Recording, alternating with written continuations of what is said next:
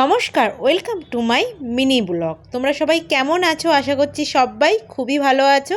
আমিও ভালোই আছি। এটা হচ্ছে আমার বিবাহবার্ষিকীর দিন ভিডিও। ভাবলাম তোমাদের সঙ্গে একটু মিনি ব্লগের মাধ্যমে শেয়ার করি। যদি ফুল ভিডিও দেখতে চাও আমার ইউটিউব চ্যানেলে চলে আসবে, অবশ্যই সেখানে শেয়ার করব খুব তাড়াতাড়ি। তো যাই হোক, এখানে দেখো আমার বিবাহবার্ষিকী কেক আমার বর অর্ডার করেছিল। কেকটা কেমন হয়েছে আমাকে অবশ্যই জানাবে। তারপরে দেখো একটু মালা বদল করছিলাম। মানে এগুলো সত্যি কথা বলতে কোনো প্ল্যান ছিল না। তো সবাই মিলে এক জায়গায়, বুঝতেই পারছো বাইরে থাকি, বাঙালিরা আছি কটা, 3-4টে ফ্যামিলি, আমরা সবাই মিলেমিশে একটু আনন্দ করার জন্য এইগুলোই করা হয়েছিল। তো যাই হোক, এখানে রজনীগন্ধার মালা পাওয়া যায় না, তো আমার বর খুব অল্প পয়সায় এই গোলাপ ফুলের মালাটা নিয়ে এসছে। তারপরে দেখো একটু কেক কাটিং হলো। তো কেক কাটিং করে তারপরে কি খাওয়া দাওয়া মানে কি রান্নাবান্না করেছি সেটাই তোমাদের সঙ্গে শেয়ার করব, আর কি কি গিফট পেলাম সেটাই শেয়ার করব। আর যা ভিডিও আছে তোমরা দেখে নিও, আমার ফেসবুকে দেওয়া আছে। এই যে দেখো আমার কাকি শাশুড়ি দিয়েছে এই যে বড় গামলাটা, বুঝতেই পারছো এই গামলাটা অনেক কাজে লাগবে।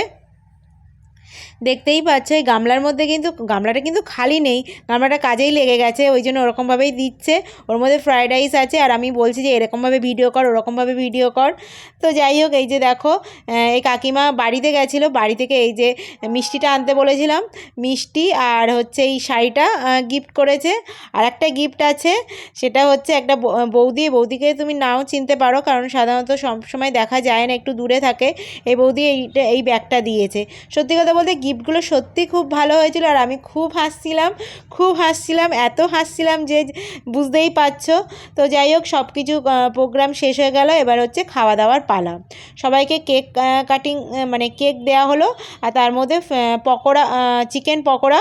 তো চিকেন পকোড়াটা হচ্ছে মানে একবার ভেজে তুলে রাখা হয়েছিল, কারণ জানি হয়তো সময় লাগবে, মানে লেট হয়ে যাবে। এই যে দেখো এখানে চিকেন পকোড়া আছে আর কেক আছে। এরা কেক খেয়েছে, তারপরেও বলছে আরেকটু কেক খাবো। তো বলছে আমি রেখে দেবো, পরে খেয়ে নিস, তা হবে না, এখনই খাবে। মানে কেক, আর কেকটা সত্যি ভালোই হয়েছিল, সবারই খুব ভালো লেগেছিলো, আর আমার পিকচার দেওয়া সবার তো খুবই ভালো লেগেছে।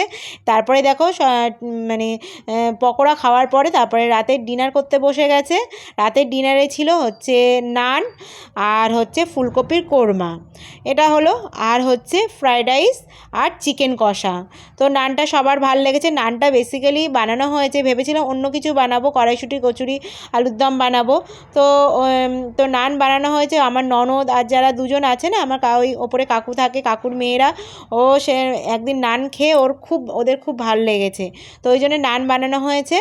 তো যাই হোক, আর চিকেন চাটনি ছিল, পাঁপড় ছিল, আর হচ্ছে ওই যে মিষ্টি কলকাতা থেকে কাকিমা মিষ্টি এনেছিল, সেই মিষ্টি মানে ক্ষীরকদম, সেটাই খাওয়া হয়েছে। আর এইদিকে দেখো আমরা মানে সবাই যাওয়ার পরে সব গুছিয়ে গাছিয়ে কিছু জিনিস অনেকটা বেঁচে গেছিলো, ভাত, চিকেন, তারপরে ফুলকপি, সব কিছুটা কাকিমাদের ফ্রিজে রাখা হয়েছে, কারণ সব কিছু আমাদের ফ্রিজে ধরবে না, তো ওই জন্যেই। তো এই যে দেখো আমরা খেতে বসেছি, নানটা খুব সফট হয়েছিল, তো আন্দাজেই বানিয়েছি। তোমরা যদি জানতে চাও আমাকে অবশ্যই কমেন্ট করে জানাবে। ইস্ট ছাড়াই আমি নান বানিয়েছি, আর আমি সেটাই বানাই, কারণ হচ্ছে কি বলো তো, ইস্ট দিয়ে বানালে না ইস্টের একটা গন্ধ বেরোয়, আমার ঠিক ভালো লাগে না।